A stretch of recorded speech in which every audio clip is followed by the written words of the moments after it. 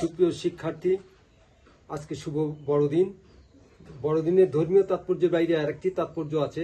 আজকের থেকে দিন আমাদের বড় হওয়া শুরু করবে, অর্থাৎ সূর্যের সময়কাল বড় হবে, শীতের তীব্রতা আস্তে আস্তে কমতে শুরু করবে। যাই হোক, আজকে আমাদের আলোচ্য প্রসঙ্গ হচ্ছে ডাইরেক্ট স্পিচ থেকে কিভাবে ইনডাইরেক্ট স্পিচে যাওয়া যায়, অর্থাৎ ন্যারেশন। আমরা সলভ করব কুমিল্লা বোর্ড 25-এর কোশ্চেন নাম্বার 5। ন্যারেশন করার বহুবিধ নিয়ম এবং ফর্মালিটিজ আছে, কিন্তু সেসব না জেনে না বুঝেও খুব সহজেই আমরা কারেক্ট অ্যান্সার করতে পারি এবং কাঙ্ক্ষিত আমাদের ফুল মার্ক হচ্ছে 7-7-এর মধ্যে 5 পাওয়া যেতে পারে। বেশি মার্ক পাওয়ার আকাঙ্ক্ষাটা থাকা সঙ্গত নয়, কারণ ফুল মার্ক স্যারেরা দিতে চান না, অর্থাৎ 7 পাওয়া যাবে না। তো সেক্ষেত্রে 5 এবং 6-এর মধ্যে খুব মৌলিক কোনো ফারাক নেই।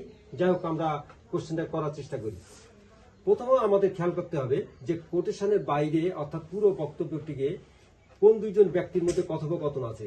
আমরা আগে প্যাসেজটা পড়ে এটা দেখব। এখানে আমাদের লেখা আছে, একটা আছে আক্সড আনোয়ার।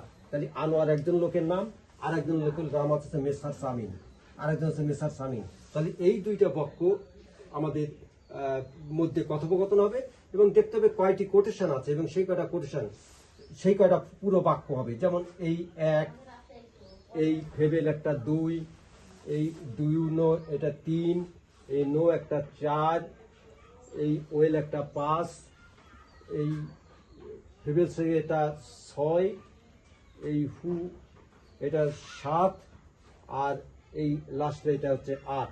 অর্থাৎ 8টি বাক্য হবে। এটা আমাদের বুঝতে হবে। আমি 1, 2, 3 করে 8টা বাক্য আমরা লিখছি। প্রথম অংশটা কিভাবে লিখতে হয় আমরা দেখাই যায়। প্রথম যে বাক্য, এই বাক্যটা বলছে হলো আক্সড আনোয়ার। তাহলে আনোয়ার কাকে বলবে? মিসার সামিনকে। তাহলে আনোয়ার আক্সড মেসার আমিন। দ্বিতীয় বাক্যে আমরা যাই। আনোয়ার বলল, ফেবেলস রিপ্লাই করলো মিসার সামিন। মিসার সামিন যদি প্রথম বাক্যে এটাকে উত্তর দিল, প্রথমবারে আমাদের দুইটা ব্যক্তির নাম লিখতে চলে এবং পরের বাক্যগুলোকে শুধু সাবজেক্ট উল্লেখ করলে হয়, অবজেক্ট বলার কোনো প্রয়োজন নেই, সেটা বলে। তাহলে আমাদের 2 নম্বর বাক্যে আসবে মেসার আমিন রিপ্লাইড। মিস্টার সামিন বললেন। তৃতীয় বাক্যে বলা হচ্ছে যে do you know what fables are কি, এটা কাজ জিজ্ঞেস করছে, এটাও মিস্টার সামিন জিজ্ঞেস করছে। তাহলে 3 নম্বরের বাক্য হলো যে মিসার আমিন, এটাও জিজ্ঞাসা চিহ্ন আছে, তাহলে আক্স দিয়ে দিলাম। আক্স কাকে আক্স করবে? আনোয়ার। এটা লিখলেও চলে, না লিখলেও কোনো সমস্যা নেই। চতুর্থ বাক্যে আনোয়ার রিপ্লাই করছে, তাহলে আনোয়ার রিপ্লাইড ওয়েল। এটা বলছে হলো দেখে আমিন, তাহলে মিসার আমিন, মিসার আমিন। ওখানে সেইরে বলা যেতে পারে, সেইনের পরিবর্তে সব ক্ষেত্রে টোল ব্যবহার করলে সবচেয়ে ভালো হয়। টেন্স দেখেন। এইবার fables R stories are makes, এটা কি মরাল? এই বাক্যটা কে বলছে? এই বাক্য বলছে মিসার আমিন। মিসার আমিন। এই 6 নম্বর বাক্য বললো মিসার সামিন এই কথা জিজ্ঞেস করলো, হু ইজ আসিবার। এখানে এই কোশ্চেনটা করছে আনোয়ার, তাহলে আনোয়ার আক্স, আনোয়ার আক্সড। এবং তারপরে বাক্যে লাস্টে এই উত্তরটা দিচ্ছে হলো থেকে সেইড মিসার সামিন, তাহলে মিসার সামিন। তাহলে 8 নম্বরে গেল হচ্ছে মিসার আমিন। টোল্ড আমরা ব্যবহার করলাম। তার মানে আমাদের কিন্তু প্রত্যেকটা বাক্যের প্রথম অংশটুকু আমাদের হয়ে গেল। যদি আমাদের আক্স কোশ্চেন হয় বা টোল্ড হয়, তাহলে সাবজেক্ট অবজেক্ট দুটো নামই ব্যবহার করা যেতে পারে। আর যখন রিপ্লাই দেবে শুধু উত্তর দিয়ে দিলে হয়ে গেল, তাহলে আর অবজেক্টের নাম দিলেও চলে, না দিলেও চলে। যেমন এখানে আনোয়ার আক্স, এই জায়গায় মিসার সামিন দিয়ে দিলে ভালো হয়।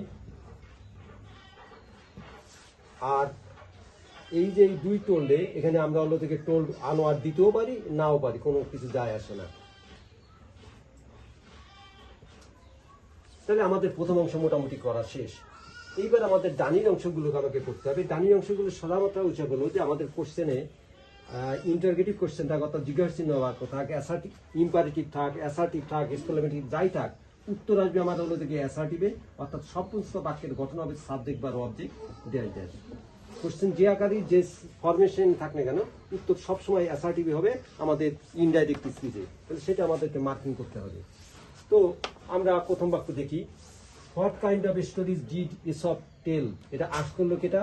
আনোয়ার। তাহলে আমরা লিখে ফেলেছি আনোয়ার আস্ক কাকে বলছে? মিসার সামিনকে।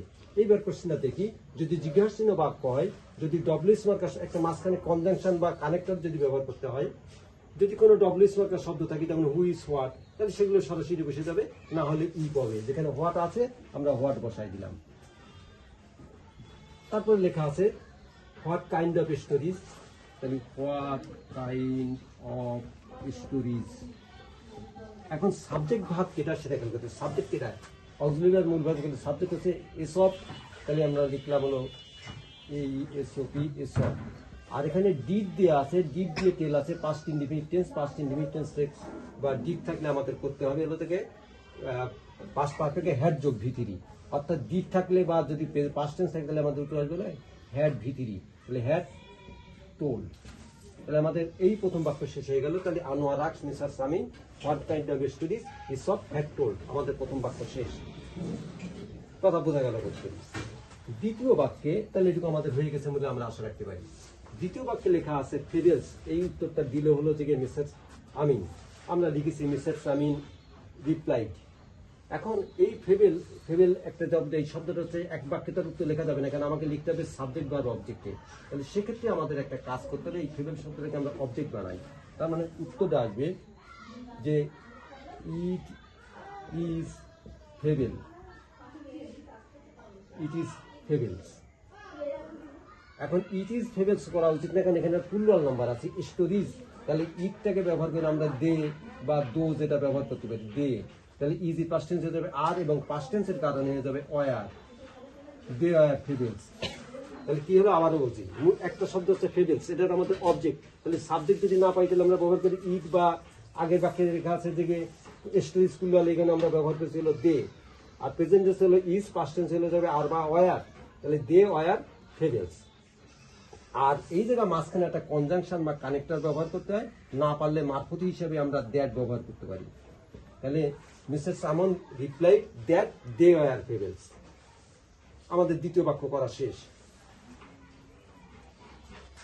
তৃতীয় বাক্য হচ্ছে ডু ইউ নো হোয়াট ফেবেলস আর, এটা কে জিজ্ঞেস করছে? মিসেস সামিন জিজ্ঞেস করছে। কাকে জিজ্ঞেস করছে? আনোয়ারকে। তাহলে মিসেস সামিন আস্কড আনোয়ার। এই বাক্যে কোনো ডব্লিউএস মার্কার যেমন আগের বাক্যে হোয়াট ছিল এখানে নেই, না থাকলে আমরা ব্যবহার করবো মাঝখানে হলো ই, দিলাম আমরা ই। এইবার সাবজেক্ট অবজেক্ট কি হতে পারে? সাবজেক্ট যেটা আছে ইউ ও, বা ডু ইউ নো হোয়াট ফেবেলস আর, ফেবেলস গুলো কি, তাহলে এটুকু আমরা উত্তর করতে পারি, এটুকু না। তাহলে এখানে যদি আমরা ইউ মানে অবজেক্ট যদি ব্যবহার করি, তার মানে হলো যে আমাদের অবজেক্টে আছে হলো থেকে হি, তাহলে আনোয়ার একটা ব্যক্তির নাম ছেলে, তাহলে হি। নোর পাস্ট টেন্স হয়ে যাবে নিউ, হোয়াট বসে গেল ফেবেলস, তাহলে ফেবেলস লিখলাম সাবজেক্ট, আর আর এর পাস্ট টেন্স হয়ে গেল থেকে ওয়ার। আরো একবার দেখি, আমরা কে কাকে বললো লিখে ফেললাম, ডব্লিউএস মার্কার শব্দ নেই যিনি ব্যবহার করলাম ইফ। সাবজেক্টে হলো যে আমাদের এই ইউ আছে, ইউর জন্য অবজেক্টে যেতে হবে, অবজেক্টে আনোয়ারের জন্য ব্যবহার করলাম হি। আর নোর পরিবর্তে নোর পাস্ট টেন্স হলো নিউ, যে বসে দিলাম, আর এই আর এর পাস্ট টেন্সে করলাম হলো ওয়ার। আমাদের এই বাক্যটি শেষ হয়ে গেল। এখন আমাদের পরের বাক্য নো রিপ্লাইড আনোয়ার, আনোয়ার উত্তর দিল নো। এই নো শব্দটাকে আমরা দুইটা কায়দায় ব্যবহার করতে পারি। Anwar replied in the negative, NEGATIV, এটা একটু কথা রাখলে সুবিধা হয়, অন্য কায়দাও লেখা যেতে পারে। কিন্তু সহজতম কায়দা হচ্ছে তুমি যদি ইয়েস থাকে, ইয়েস সমান লিখবা ইন দা অ্যাফারমেটিভ, আর যদি নো থাকে তাহলে আমরা লিখবো হচ্ছে ইন দি নেগেটিভ। সেই বিবেচনায় আমরা এখানে নো আছে, আমরা লিখে দিলাম যে Anwar replied in the negative. তাহলে এ পর্যন্ত আমাদের কথা করা শেষ হয়ে গেল, এবং এক একটা অংশ করতে হবে এবং একটা অংশ নিয়ে আমাদের বুঝ করে ফেলতে হবে যে আমাদের কতটুকু হয়ে গেল। তাহলে এই পর্যন্ত আমাদের উত্তর হয়ে গেল। এইবার ওয়েল সেইড মিসার সামিন, এই কথাটা কে বলছে? মিসার সামিন বলছে। মিসার সামিন কাকে বলছে? তাহলে মিস্টার সামিন উত্তর দিচ্ছিল আনোয়ারকে, দিলাম টোল্ড আনোয়ার। এখানে আমাদের উত্তরে আসলে দেখে ওয়েল। ওয়েল আমরা আগের বাক্যের মতো ফেবেলে যেমন দেখছিলাম, তাহলে এটা অবজেক্ট, তাহলে সাবজেক্টে কি লাগবে ইট, আর হলো আমাকে করতে হলো ইজ। ইট ইজ ওয়েল, যেহেতু প্রেজেন্ট টেন্স থেকে পাস্ট টেন্স হয়ে গেল, এটা ইজ হয়ে যাবে, ইজ হয়ে যাবে ওয়াজ, ইট ওয়াজ ওয়েল। এবং মাঝখানে একটা ন্যারেশন, একটা কানেক্টর বা কনজাংশন, সেটা আমরা ব্যবহার করলাম দ্যাট। তাহলে Mrs Samin told Anwar that it was well. আমাদের বাক্যটা ছিল, অর্থাৎ একটা শব্দ ধরতে গেলে সেটাকে আমরা অবজেক্ট হিসেবে ধরলে ভালো হয়, আর সাবজেক্টে করবো ইট, আর ভার্ব হিসেবে ইজ, পাস্ট টেন্সে হয়ে গেল ওয়াজ। আমাদের এটা হয়ে গেল। তাহলে এই পর্যন্ত আমাদের উত্তর হয়ে গেল সেই মিসেস সামিন। এবার হচ্ছে ফেবলস আর স্টিল দুইতে মেসেজ আর মরাল, এই উত্তরটা কে দিচ্ছে? এই উত্তরটা দিচ্ছে হলো মিস্টার সামিন। মিস্টার সামিন কাকে বলছে বলার দরকার নেই, তাহলে আমরা দিয়ে দিলাম মিস্টার সামিন টোল্ড। অন্য উত্তর দেওয়া যেতে পারে, যদি এসাটি বাক্য হয় তাহলে মাঝখানে কনজাংশন বা কানেক্টর ব্যবহার করলাম দ্যাট। এখন এই বাক্যটা পুরো আমাদের চলে যাবে। তাহলে ট্রেভেলস, আর এর পাস্ট টেন্স হয়ে গেল ওয়ার, তারপরে হয়ে গেল স্টোরিজ। যা লেখা আছে তাই লিখবো, কোনো বোঝাবুঝি কোনো ব্যাপার নেই। With a message, with a message, or a moral, or a moral. তাহলে এই বাক্য আমাদের শেষ হয়ে গেল। বাকের পরের অংশ, who is Aesop and where does he live asked Anwar. এটা কোশ্চেন করছে কিনা আনোয়ার, কাকে করবে? তাহলে মিস্টার সামিনকে। তাহলে আনোয়ার আস্কড মিস্টার সামিন।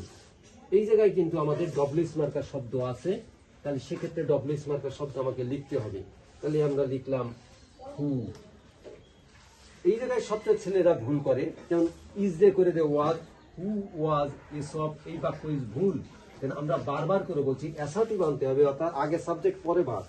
তাহলে ওয়াজ ইসপ হবে না, তাহলে ইসপ ওয়াজ। তাহলে ইসপ ওয়াজ। তাহলে আমাদের উত্তরটা আসবে যে হু ইসপ ওয়াজ অ্যান্ড দিলাম, অ্যান্ড এখানে লেখা আছে হোয়ার, তাহলে আমরা দিয়ে দিলাম হোয়ার, ডব্লিউ বসে গেল। তারপরে হলো দেখে সাবজেক্ট আছে হি, তাহলে হি বসে গেল, হোয়ার হি। আর ডাজ লিভ প্রেজেন্ট টেন্স আছে, তাহলে আমাদের হতে হবে পাস্ট টেন্স, তাহলে লিভ পাস্ট টেন্স হয়ে যাবে লিভ। তাহলে আমাদের উত্তরটা আসলো ইসপ, হু ইসপ ওয়াজ অ্যান্ড হোয়ার হি লিভড। আমাদের এই অংশটুকু পর্যন্ত হয়ে গেল। এটা কি জিজ্ঞেস করলো? আনোয়ার জিজ্ঞেস করলো। এইবার Aesop entertain people telling story said Mister Samin. তাহলে এই কথা বলছিল মিস্টার সামিন, আমরা লিখলাম মিস্টার সামিন টোল্ড আনোয়ার। এখানেও আমাদের কোনো কানেক্টর মাঝখানের জন্য বা কনজাংশন হিসেবে আমরা ব্যবহার করলাম হচ্ছে থেকে দ্যাট। এইবার যা আছে সেই বাক্যটাই বসাবো, টেন্সটা চেঞ্জ হয়ে যাবে। তাহলে এসব আমাদের সাবজেক্ট বসালাম এসব। তারপরে এন্টারটেইন ভি2 বা ডিড থাকলে আমরা বলছিলাম যে হ্যাড যোগ ভি3 আসবে, তাহলে হ্যাড এন্টারটেইনড পিউপিলস। তারপরে আছে টেলিং স্টোরিজ। আমার মনে হয় আমাদের করা প্রায় শেষের পথে। তার মানে আমরা কি বুঝলাম?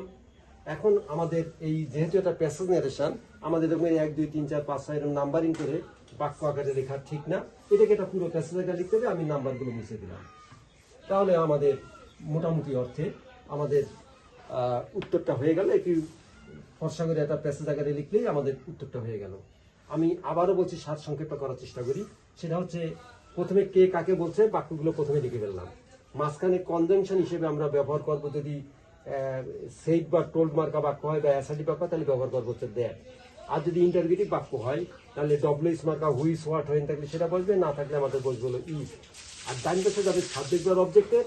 সাবজেক্ট বা অবজেক্টের ক্ষেত্রে আমরা এই প্যাসেজগুলোতে পাইছি প্রেজেন্টে চলে যাবে পাস্ট টেন্স, যেমন আর থাকলে ওয়ার, ইজ থাকলে ওয়াজ। আর যদি পাস্ট ইনডেফিনিট বা ডিড থাকে, তাহলে ভি2 থাকে, তাহলে আমরা সেটাকে করবো হ্যাড যোগ ভি3। আমরা করেছি হ্যাড যোগ ভি3।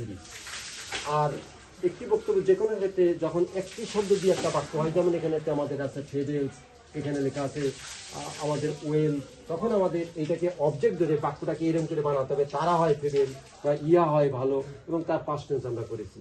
আশা করি আমাদের ন্যারেশন বুঝতে খুব কঠিন হলো না। আমরা কমপক্ষে 5 পাবো, বেশিও পেতে পারি। আর যদি কোনো সমস্যা সুবিধা হয় কমেন্টে লিখো,